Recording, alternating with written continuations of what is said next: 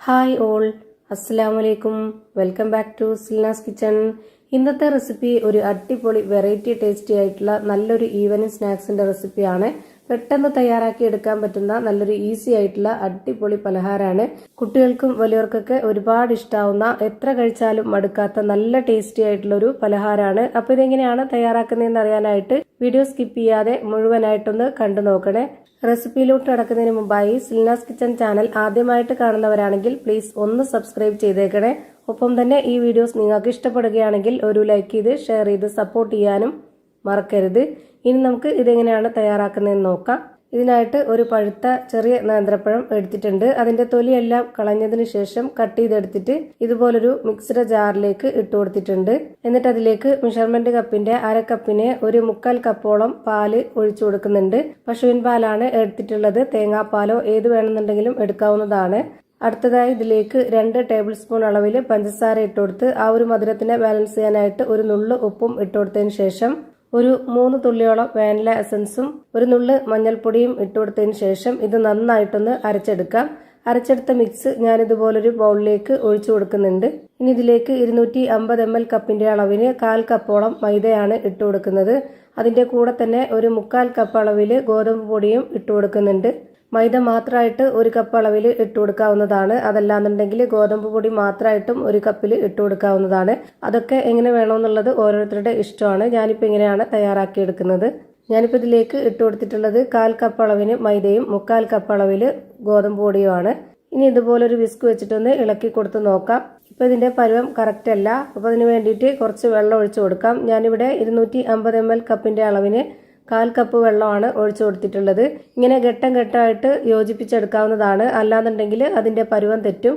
വീണ്ടും ഇളക്കി കൊടുത്തതിന് ശേഷം പരുവം കറക്റ്റ് ആവാതെ വന്നപ്പോൾ വീണ്ടും ഒഴിച്ചു കൊടുത്തിട്ടുണ്ട്. അതേപോലെ തന്നെ 1/4 കപ്പ് അളവില്. ഇനി ലാസ്റ്റ് ആയിട്ട് 1/4 കപ്പിനും താഴെ ആയിട്ടുള്ള വെള്ളമാണ് ഒഴിച്ചു കൊടുക്കുന്നത്. ഇപ്പൊ ഇതിലേക്ക് ഈ ഒരു 250 ml കപ്പിന്റെ അളവിന് ഒരു 1/4 കപ്പ് അടുപ്പിച്ച് വെള്ളം ഇതിലേക്ക് ഒഴിച്ചു കൊടുത്തിട്ടുണ്ട്. ഘട്ടം ഘട്ടമായിട്ട് ഇപ്പൊ ഇതാ കറക്റ്റ് പരുവായിട്ടുണ്ട്. ഇനി ഞാനിത് ഒരു കയ്യിൽ കൊണ്ട് കോരി കാണിച്ചു തരാം. ഇതിന്റെ ആ ഒരു പരുവം ഇത് കോരി കാണിക്കുമ്പോൾ തന്നെ നിങ്ങൾക്ക് കറക്റ്റ് പരുവം മനസ്സിലായിട്ടുണ്ടാവും. ഇനി ഇതൊന്ന് ചുട്ടെടുക്കണം. അതിനു വേണ്ടിയിട്ട് സ്റ്റവിലേക്ക് ഒരു പാൻ വെച്ച് കൊടുത്തതിന് ശേഷം അതിലേക്ക് ഒരു കയ്യിൽ മാവ് ഒഴിച്ചു കൊടുത്തിട്ടുണ്ട്. ഞാനിപ്പോൾ ഒരു മീഡിയം ഫ്ലെയിമിലാണ് വെച്ച് കൊടുത്തിട്ടുള്ളത്. ഒരുപാട് ഫ്ലെയിം വേണ്ട, പെട്ടെന്ന് വെന്ത് കിട്ടും. ഇനി ഇതിന്റെ മുകളിലേക്കായിട്ട് കുറച്ച് നെയ്യോ ഓയിലോ ഒന്ന് സ്പ്രെഡ് ചെയ്ത് കൊടുക്കുക. അല്ലാന്നുണ്ടെങ്കിൽ ബട്ടർ ആയാലും മതി.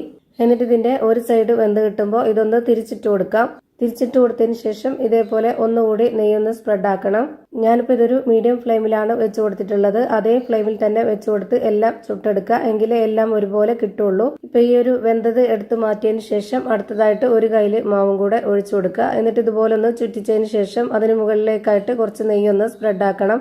എന്നിട്ട് അതൊന്ന് വെന്ത് വരുമ്പോഴേക്ക് തിരിച്ചിട്ട് കൊടുത്തതിന് ശേഷം അതിന്റെ മുകളിലേക്കും കൂടെ കുറച്ചൊന്ന് നെയ്യ് സ്പ്രെഡ് ചെയ്ത് കൊടുക്കുക. ഇതേപോലെ തന്നെ എല്ലാം ചുട്ട് ഒരു പാത്രത്തിലേക്ക് മാറ്റുന്നതാണ്.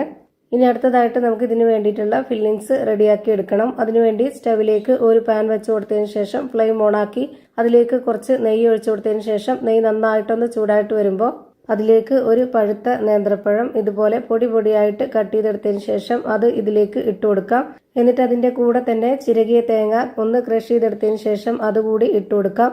ഒരു മുറി തേങ്ങയുടെ ഒരു 1/4 ഭാഗം തേങ്ങ ചിരകിയതാണ് ഇട്ട് കൊടുത്തിട്ടുള്ളത്. ഇനി ഇതിലേക്ക് ആവശ്യത്തിനനുസരിച്ച് പഞ്ചസാര ഇട്ട് കൊടുക്കാം. അതല്ല ശർക്കരപ്പൊടി മതി എന്നുണ്ടെങ്കിൽ അങ്ങനെയും ഇട്ട് കൊടുക്കാം. ഞാനിവിടെ 3 ടേബിൾ സ്പൂൺ അളവിലുള്ള പഞ്ചസാര ഇട്ട് കൊടുത്തിട്ടുണ്ട്. മധുരത്തിന്റെ അളവൊക്കെ ഓരോരുത്തരുടെ ഇഷ്ടത്തിനനുസരിച്ച് കൂട്ടിയും കുറച്ചൊക്കെ ചേർത്ത് കൊടുക്കാവുന്നതാണ്. ഇനി ഇത് നമുക്ക് നന്നായിട്ടൊന്ന് വേവിച്ചെടുക്കാം. ഇപ്പൊ ഇത് നല്ലപോലെ വെന്ത് കിട്ടിയിട്ടുണ്ട്. ഇനി ഇതിന്റെ ഫ്ലെയിം ഓഫ് ചെയ്ത് കൊടുക്കാം. ഇനി നമ്മൾ ചുട്ടു വെച്ചിരുന്നതിൽ നിന്നും ഒരെണ്ണം എടുത്തിട്ട് ഇതുപോലെ ഒന്ന് തിരിച്ചിട്ട് കൊടുക്കുക. എന്നിട്ട് അതിന്റെ നടുഭാഗത്തായിട്ട് നമുക്ക് ആവശ്യത്തിനനുസരിച്ച് ഇതുപോലെ ആ ഒരു പഴത്തിന്റെ മിക്സ് വെച്ച് കൊടുത്തതിന് ശേഷം ഇങ്ങനെ ഒന്ന് ഒതുക്കി കൊടുത്തിട്ട് നമുക്ക് ഈ ഒരു അപ്പം ഇതുപോലെ ഒന്ന് റോൾ ചെയ്തിട്ട് എടുക്കാം. ഇത്രയേ ഉള്ളൂ പണി. വളരെ പെട്ടെന്ന് കഴിയും. അതുപോലെ തന്നെ വീണ്ടും ഒരെണ്ണം കൂടെ എടുത്തു വെച്ചിട്ടുണ്ട്. അതിലേക്ക് കുറച്ച് പഴത്തിന്റെ മിക്സ് ഇതുപോലെ ഒന്ന് വെച്ചിട്ട് കൈ കൊണ്ടൊന്ന് ഒതുക്കി കൊടുക്കുന്നുണ്ട്. എന്നിട്ട് വീണ്ടും ഇതൊന്ന് റോൾ ചെയ്തിട്ട് എടുക്കുന്നുണ്ട്. ഇതേപോലെ എല്ലാം തയ്യാറാക്കി മാറ്റാം. അപ്പൊ ഇതാ ഭയങ്കര ടേസ്റ്റി ആയിട്ടുള്ള വെറൈറ്റി ആയിട്ടുള്ള ഒരു അടിപൊളി പലഹാരം റെഡിയായി കിട്ടി. ഇത്രയേ ഉള്ളൂ ഇന്നത്തെ വീഡിയോ ഇഷ്ടമായാൽ ലൈക്ക് ചെയ്യാനും കമന്റ് ചെയ്യാനും ഷെയർ ചെയ്യാനും മറക്കരുത്. ഞാനിടുന്ന വീഡിയോസ് ഉടനടി കിട്ടുന്നതിന് വേണ്ടി സബ്സ്ക്രൈബ് ചെയ്ത് ബെല്ലൈക്കൺ അമർത്തി അതിൽ ഓൾ എന്ന ഓപ്ഷൻ എനേബിൾ ചെയ്ത് കൊടുക്കാനും മറക്കരുത്. പുതിയൊരു വീഡിയോയുമായി വീണ്ടും വരും. Thank you for watching.